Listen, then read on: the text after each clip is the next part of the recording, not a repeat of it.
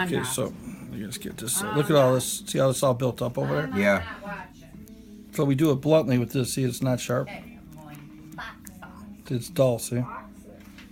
Oh, I forgot to tell you one thing. You were pretty close to the nail matrix here. Mm-hmm. Did we operate on this toe on the sides? Yeah, both Okay. of them. Because if it hit too far over, it can make a ridge forever when it grows back. You could have like a nail crease or, it can cause a permanent damage to the nail matrix there. No, it actually looks exactly like this one. Okay. Maybe it'll be okay now. Oh, yeah. So we free that up underneath. See how that's freed? Mm-hmm. See, now it gives you the ability to pull the nail out. Look up. See it? There it is. There it is. See it? So that's going to decompress it. Already feels better. Yeah, that's going to make a big difference. So then we just peel it back. What crap, Dance? What crap are you talking about? All this crap that I'm going through. Oh. We want to go to Texas Roadhouse, but not when it's this cold and Oh, I agree. See? dying. Oh, I agree, yeah. Oh, this is a good time to go out because nobody's going out. It's too cold. Well, That already feels better. Let's get some of this stuff off. It's loose. I'm going to shave that off because I don't want to pull it because it's trouble if I pull it, it's going to be, traumatized from tearing. So we'll just shave it off with a sharp, brand new blade.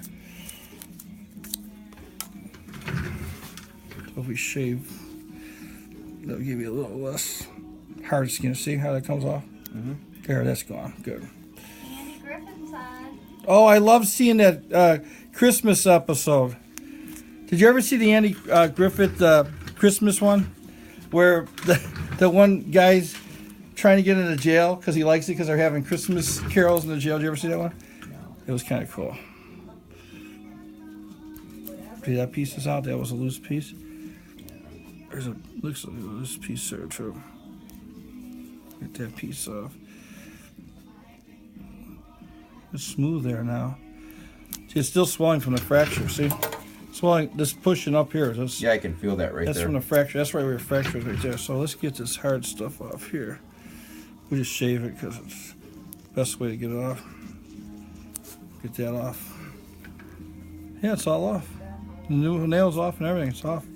So it's clean. Okay. How did you get it off? Oh, it was real simple. I just went under the front of it and peel it back.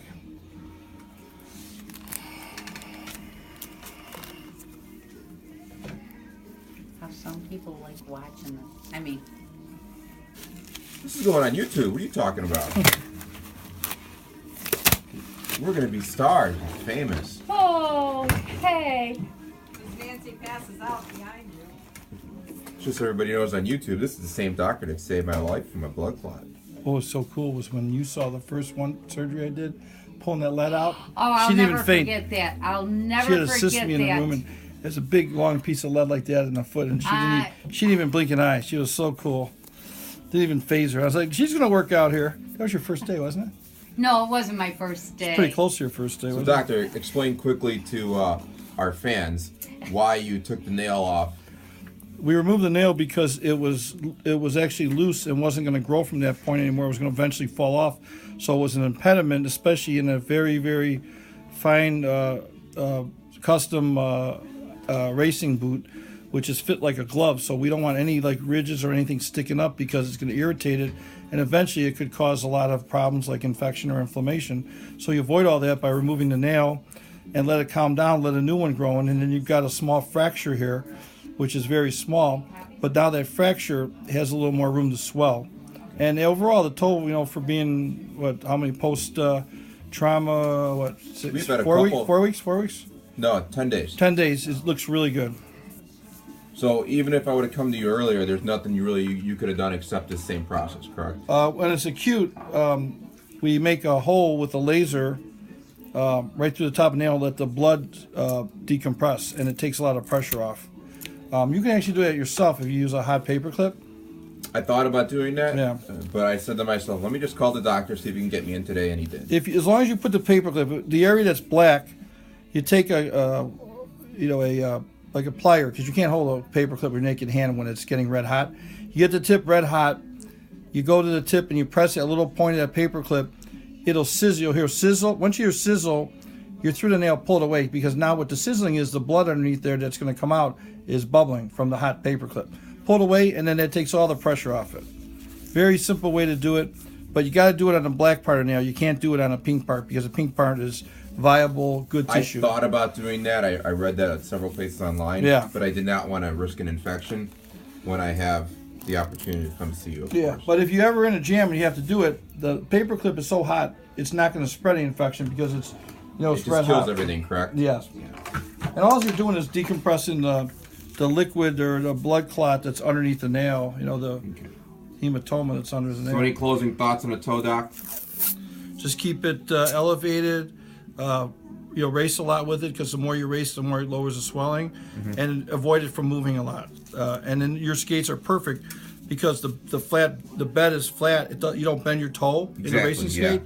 So it's a perfect sport to have this kind of injury, because you're not really re-injuring it every time you're moving your foot. Like a runner doesn't have that advantage because of shoes bending, but a racing, skaters are very lucky because a lot of these injuries, the boot is like a cast. So I could actually send somebody back skating with this one. Now, if the fracture was a little further back on the proximal phalanx, because the extensor tendon inserts there, your extensor tendon is firing. So in that case, you can't always race, ice skate, speed skate. Because ironically, when I skated the other day, the toe felt fine. It didn't even feel like anything. Yeah, but don't forget it was swollen, and swelling tends to numb it. Okay. So it's like when you get shocked, in your body. You don't feel, like you run over by a car, your arm's broken, you get shocked. You don't feel it. Adrenaline. Like 2 days later, that's when the pain really starts. Exactly. But this is going to feel a lot better having that nail off, because that nail was loose, and it wasn't a lot of hematoma under. Did you notice that it didn't really hemorrhage a lot? Did you notice that? No, it didn't. So that's a good sign. So, but the good thing is, at least this nail is not going to be in the way of your healing and in the way of your skate fitting really nice. So I'm going to give you some. I usually do the 1-inch wide Band-Aids, and then I think I'll get you a sheet. I got you a sheet of the non-stick. Remember you used that before? Oh yeah, this every is nice single time I come in because here. it won't stick. Okie doke. Okie dokie. Thank you, sir. And this Thank is you. Dr. Byron in Oklahoma. Thank you. Thanks for coming.